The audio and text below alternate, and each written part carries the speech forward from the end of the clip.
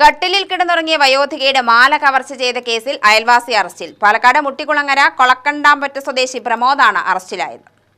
May 31-നാണ് സംഭവം. പ്രമോദിന്റെ വീടിനു സമീപം താമസിക്കുന്ന കടമ്പടിപ്പുര സ്വദേശിനി കോമളത്തിന്റെ കഴുത്തിൽ കിടന്ന 3.5 പവൻ തൂക്കം വരുന്ന മാലയാണ് കവർച്ച നടത്തിയത്. പുലർച്ചെ 3 മണിക്ക് പശുവിനെ കറക്കുന്നതിനായി കോമളത്തിന്റെ ഭർത്താവ് പുറത്തിറങ്ങിയ സമയത്താണ് പ്രമോദ് വീടിന്റെ അടുക്കള വാതിൽ വഴി അകത്ത് കയറുന്നത്. കട്ടിലിൽ കിടക്കുകയായിരുന്ന കോമളത്തിന്റെ മാല പൊട്ടിച്ചെടുത്ത ശേഷം ഓടി രക്ഷപ്പെടുകയായിരുന്നു. പ്രദേശവാസി ആയതുകൊണ്ട് തന്നെ രക്ഷപ്പെടാനുള്ള വഴികളും പ്രമോദിന് കൃത്യമായി അറിയാമായിരുന്നു. ആദ്യം മുതൽ തന്നെ പോലീസിന് നാട്ടുകാരനാണെന്ന് സംശയമുണ്ടായിരുന്നു. തുടർന്ന് ഹേമാംബിക നഗർ പോലീസ് നടത്തിയ അന്വേഷണത്തിലാണ് ടിപ്പർ ലോറി ഡ്രൈവറായ പ്രമോദ് കുടുങ്ങിയത്.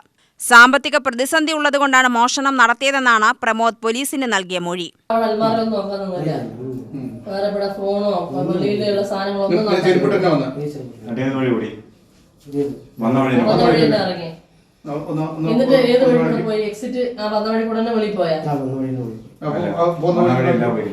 മുമ്പും പ്രദേശത്ത് ചില വീടുകളിൽ മോഷണശ്രമം പ്രമോദ് നടത്തിയിരുന്നു.